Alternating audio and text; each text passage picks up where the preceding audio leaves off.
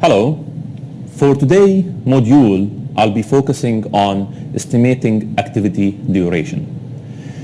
Since this class is focused on project initiation and planning and not focusing on construction cost estimation, I'm going to highlight main components that a planner has to think about in his team whenever there is an estimator, of course, with him, on what items I want to look at, the basics, the foundations, when I deal with estimating any kind of construction activity or task duration.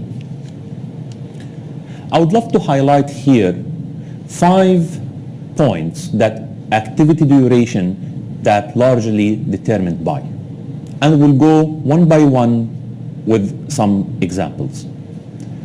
The first one, the nature of the work that the activity entails. What we mean by that is if all factors are equal, to pour a concrete in the 20th or 18th or 17th floor in my building will take longer than pouring the concrete to the 3rd floor. So this is what we mean by the nature of the work. Second, the quantity of the work.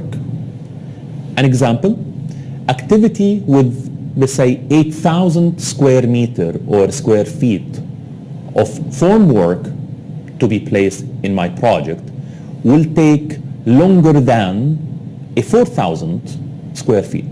In matter of fact, all things the same and all factors equal, it will take double the time of placing a 4,000 square feet or square meter of a form work. So this is what we talk about the quantity. Third, the technique or the construction methodology that is used in that activity. So let's take an example. Concrete pouring will take longer with using a crane and buggies than using a concrete pump. So the construction technique needs to be addressed when look at estimating that activity. And of course you want to look at the cost, you want to look at what's available for you from a time perspective and so on what construction technique that you want to use in that activity or task. Number 4 is the resources used to perform the work. For example, 20 masons are most likely will finish the same amount of work that a 15 masons or 12 masons do. So this is one. Another example of the resources used would be a larger fleet of scrappers will finish an earth moving operation faster than a smaller one or smaller team.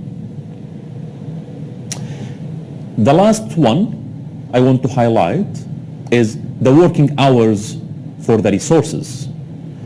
For example, an activity or construction task will be finished earlier if it used 10 hours shift per day instead of just 8 hours shift per day.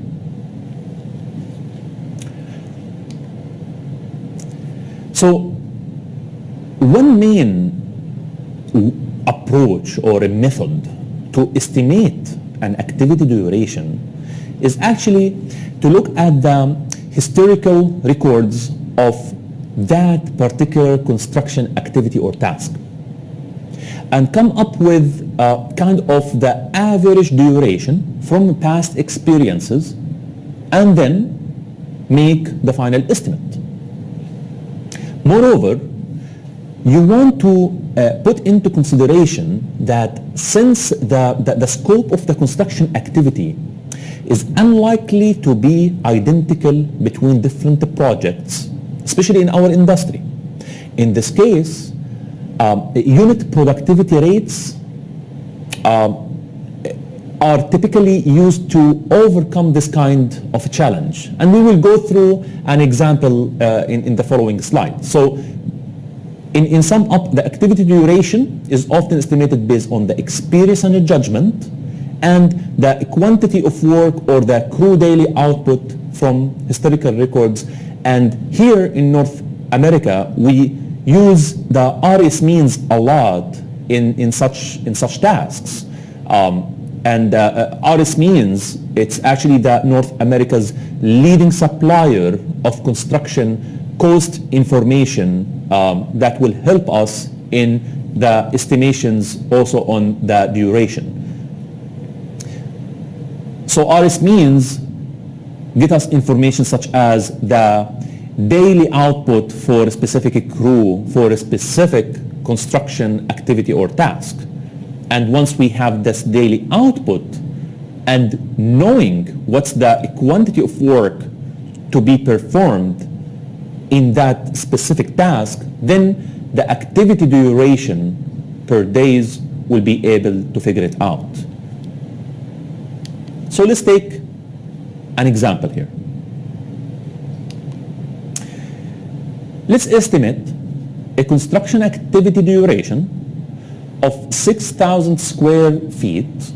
In the US, we're using a lot of square feet, of course, but you can, for simplicity, have a square meter if you're using the meter in your projects. So you want to estimate that activity for a formwork of continuous wall footing. So let's assume we have two crews that working in that specific construction activity or task. And we can use, it says, each plywood section up to 3 times. So the way we will look at it, or how to solve this, as I explained to you in the previous slide, we have the equation of the activity duration, that's what we want to find, and we know the quantity of work, which is the 6,000 square feet. So we go to the RS means to find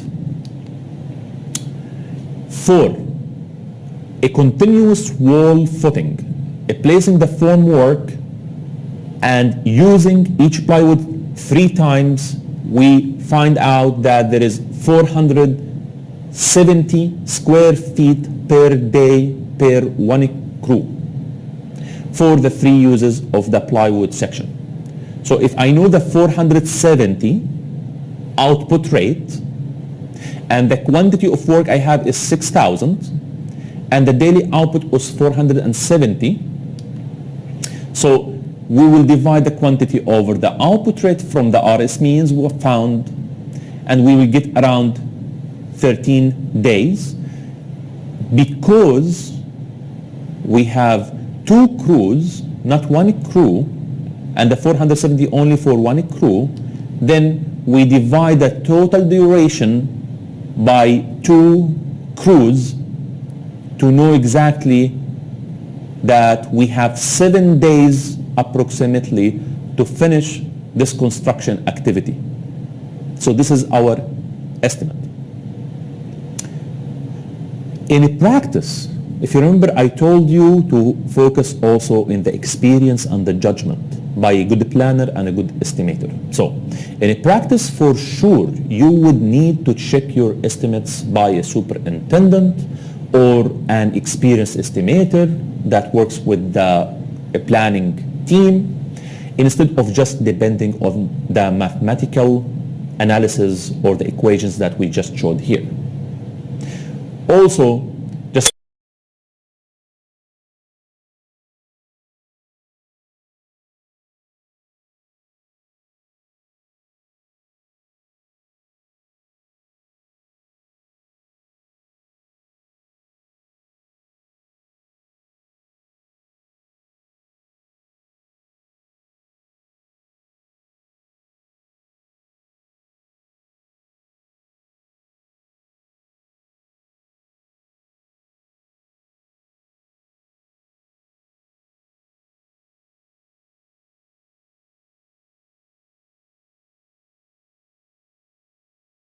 just something to think about, having the number 7 here.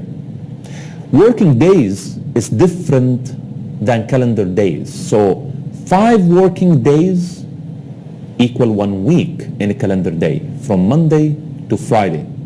Some countries have them maybe from Sunday until Thursday.